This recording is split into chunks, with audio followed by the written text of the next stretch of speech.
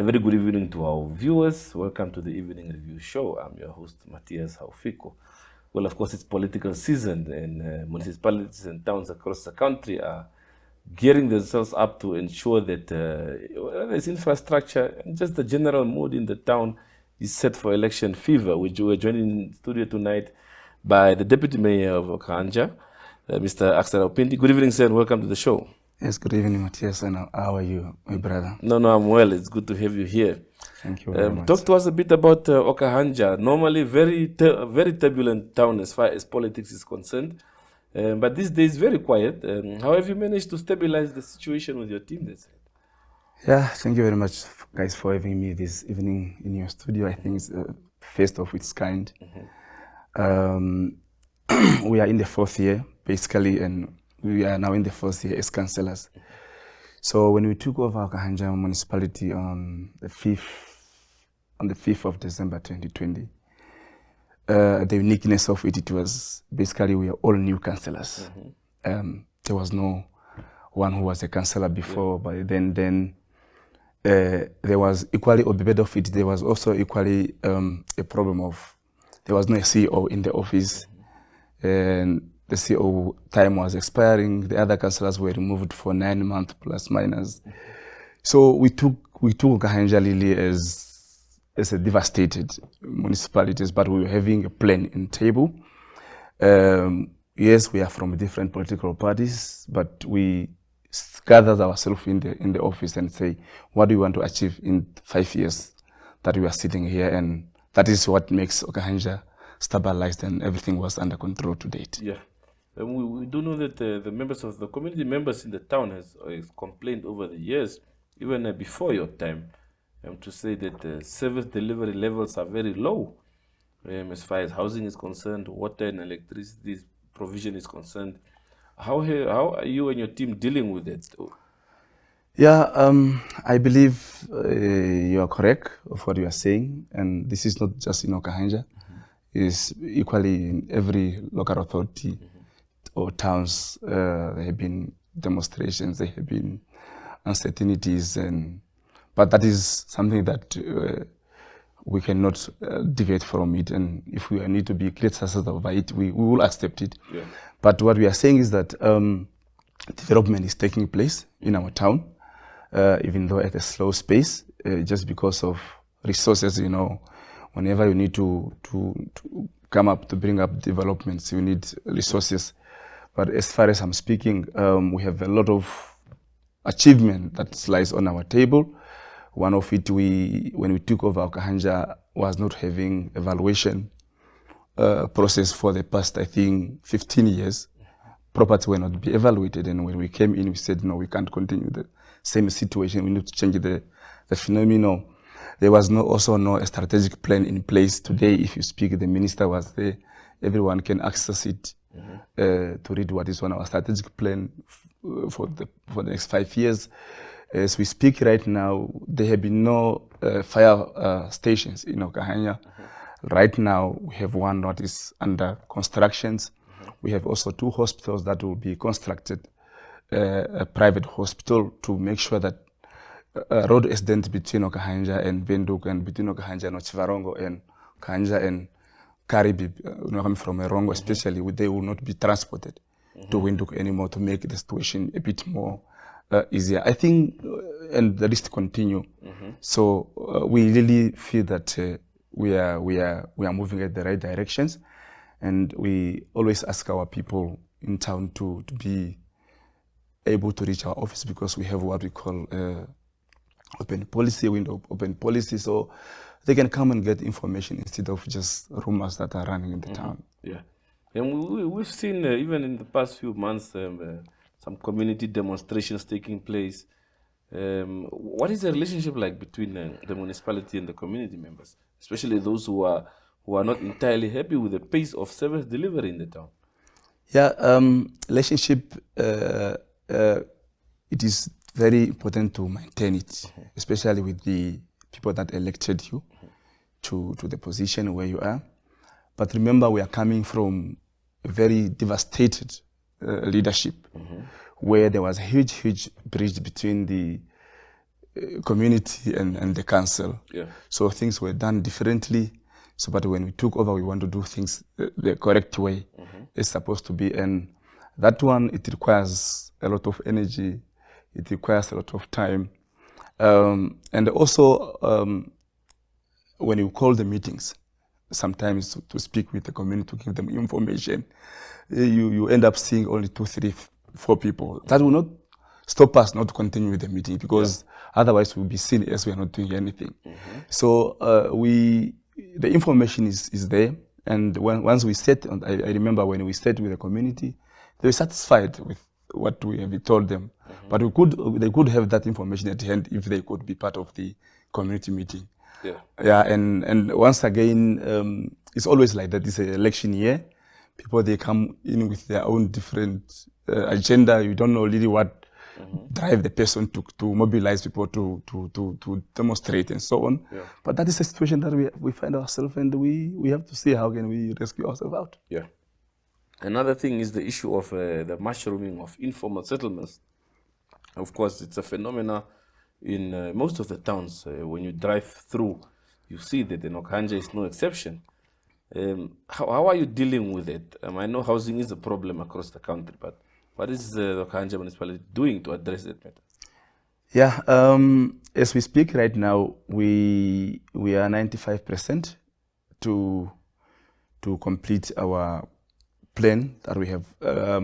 I remember in 2021 we signed a memorandum of understanding with NAST, Sheikh Dewas Federations, and other different stakeholders in order for them to assist us. For the past 2 years, we have NAST students together with our officials on the ground to make sure that they have mapped out, they have find out how many shacks do we have in Okahandja, how can we divide them, where we can put the roads and demarcatings and all those processes. So last week, I was not part of the meeting, but I was informed by the mayor that they were briefed well, and the community themselves were part and parcel of that initiatives.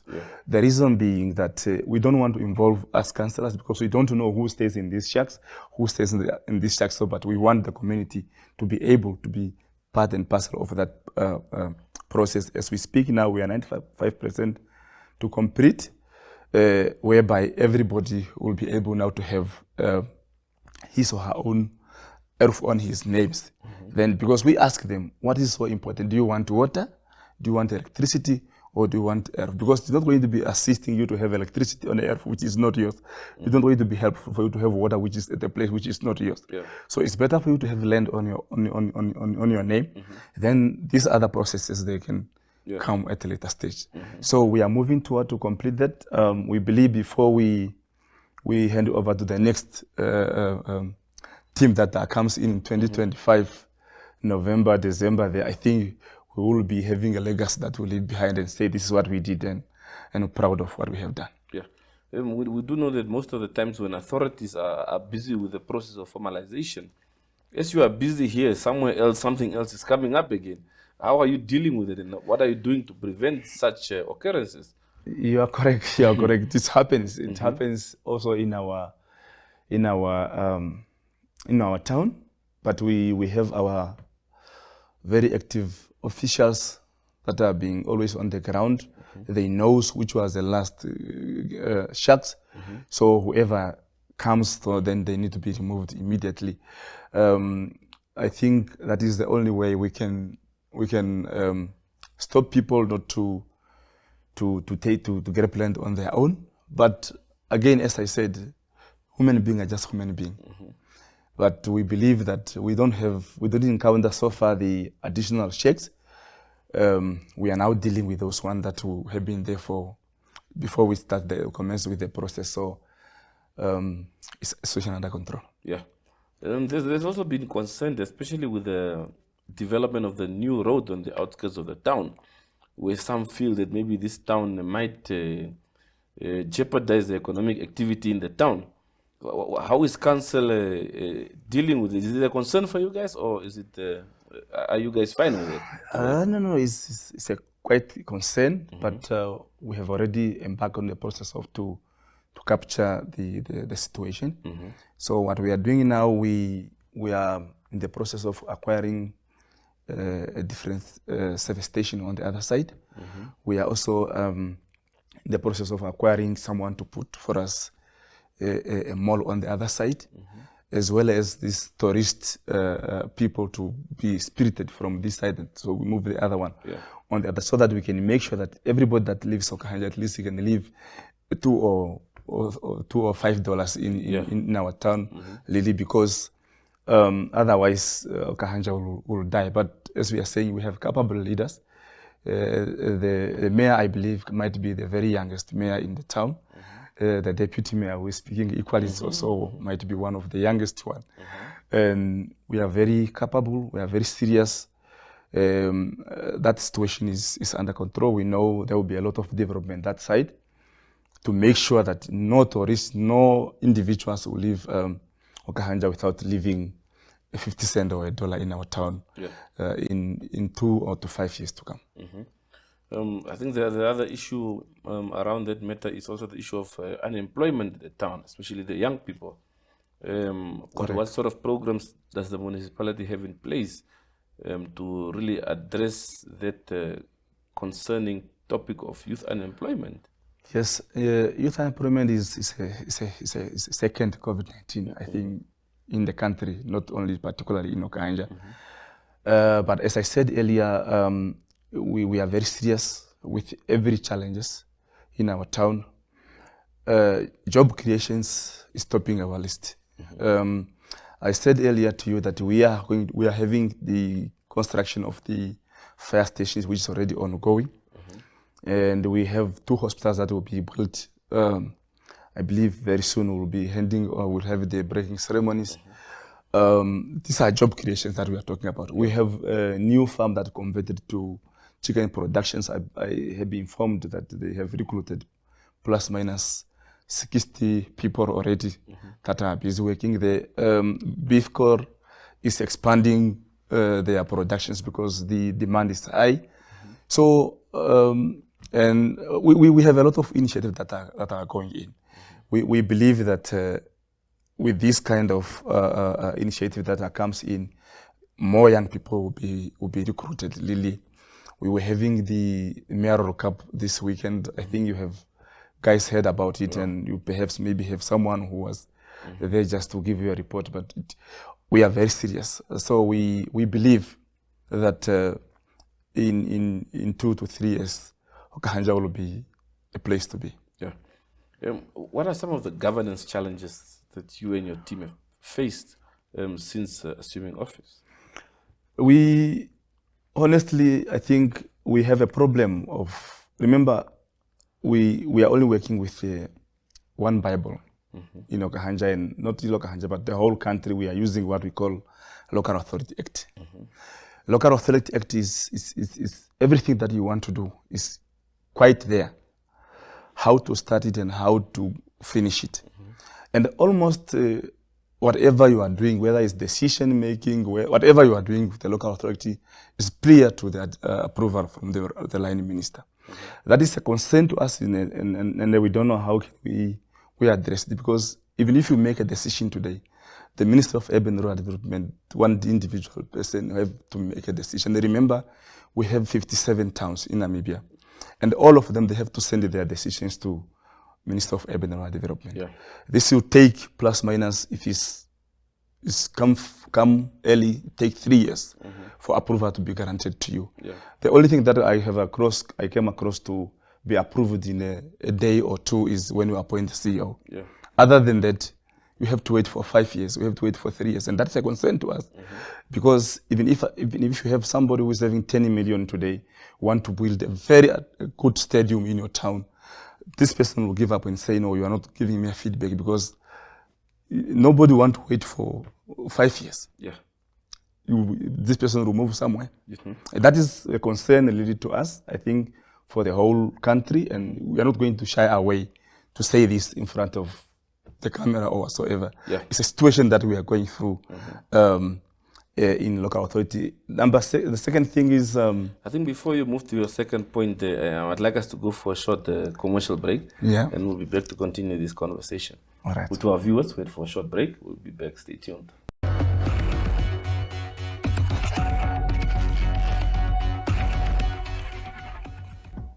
Let me welcome you back from the short break. Mr. Aupindi, before I cut you short, you were busy narrating about some of the governance challenges you face as local authority leaders. Perhaps just continue with your train of thought. Yes, what I just wanted to say is that apart from now the issue of the minister, we also have another disease which is called procurement. So you can do anything, you cannot do anything without procurement. And procurement is taking months and so on and so on. And remember, we as the council, we are not part of the procurement committee. Yeah. Now, whatever happens there, you don't know. But at the end, when things went wrong, you are the one who have to answer the questions of what have happened. But we're never part of the pot when people were cooking. So that is also worries us, and it's also hindered the development in the town. For example, I think if you want to just build, for example, to tire a road, just a portion of 5 kilos or something, just put interlock there. Maybe you just need 800,000 or you need 500,000. You still have to wait for procurement. Yeah. So this takes us completely. Remember, for example, in Okahandja, we have advertised a tender for security guard, I think 3-4 times. One time you find out that the date that the procurement have to close, it was in a public holiday. So one time you find out that it will be in a Sunday. So you don't know who are those, whether people are doing this deliberately and you are not part of it. Yeah. So those are some of the challenges that we are facing. And the third thing, I think, is also budget. When the budget comes or approved by the minister, it will come perhaps in November, but it's just half of it. So now you have an invoice that are already lying on your table.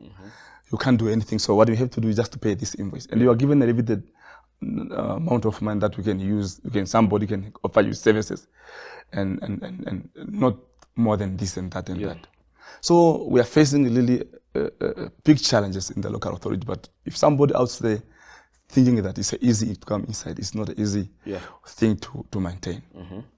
Okay, just on a different topic, you recently wrote a letter to address to the Electoral Commission of Namibia regarding their pronouncement that several names were found to have been duplicated on the voters register, have been removed.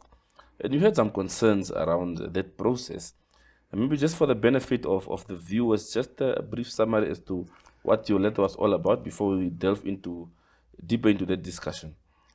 Yeah, I was very, very, very shocked, my brother, when the news came out, because it is quite concerning for us. I ask myself, Lily, is that true? Or maybe I'm dreaming, because for the ECN just to wake up and tell us, no, they have detected some 15,000. It's a very substantial number of people that being registered twice undetected during the process. Yeah. And after they finish the registrations, then they come to the verifications. They didn't detect anything. Only then, later, when they want to endorse whatever they are saying, they pick up substantial numbers of people that need to be removed. Some individual person who are registered twice in the same constituency or in the same region. Now, what I wanted to understand from ECN perspective is to say what methodology they have used for them to detect this, which they cannot be used during the registration process. Yeah. So because if we have such kind of person who is holding such a higher office and they cannot detect this at the very beginning, for me it's a miscarriage that's taking place in ECN. And we also need to, it's also to bring me to a point where I think we need to do some referral checks of these people, where they come from. Yes. These chairpersons and all other people that are occupying those big offices in ECN. Because I'm thinking that somewhere, somehow, we might end up having people that are going to vote 4 or 5 times. I can vote in Katutura, then quickly drive to Okahandja and come back quickly and go and vote in Hobabis. If we come across to this kind of things, why not? It cannot happen. How it cannot happen? One must tell me. That's why I wanted to understand from them. I need the methodology that they have used to detect this one, and in order for us to understand that it will not happen during the voting processes.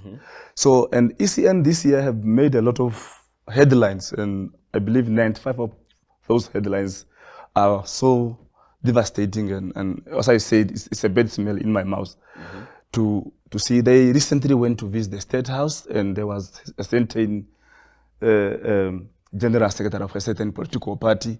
The question also came out to say how this person knows that ECN delegation will visit the State House. And I also wrote a letter to them, and they responded by then to tell us no, they were not, it was not in their best interest to control who must be invited by the president, but we believe that other political parties should be also included in the process, so that we all on the same page. Many things have happened there, different discussions have happened there, and that is really a concern for us. And it gives us to say we doubt that we will have a fair and transparent election. So I'm still waiting for them to answer me, I think, because they didn't answer me yet, but I believe they will answer me. If not, I will be able to knock to their doors again to find out what is the problem. But I really want to understand how did they come up to find out that these people were did twice 6 months or 3 months later. And because their argument is also that at least you must say thank you that there are security checks within the system to pick up these things. No. This is a bribe. One can say thanks, but what do we need to thank? These people have been in the office. They knew there will be election in 2025. In January, they knew that they have to start with the processes. So they could have all this mechanism in places.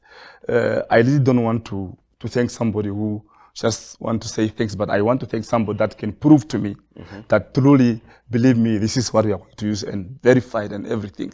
Then I believe I will be having a good way to say thank you. But for now, it is something that we really concerned as Namibians, as young politicians, as comes in. But we are monitoring them to say, ECN, as you can see on my letter, I asked them to start the process of engaging every stakeholders, so that, including the community, so that nobody have any fear or any feeling of uncertainty of how the election will be conducted. But we still watching them. We'll see what will happen. You see, even the tender of the procurement, whatever, for the ballot papers, printing, it was a mess. So it really tells us these people are doing something deliberately by favoring individuals or whatever political party that they favor. That's why you see we need to do proper checks of these people. Where are they come from, their backgrounds?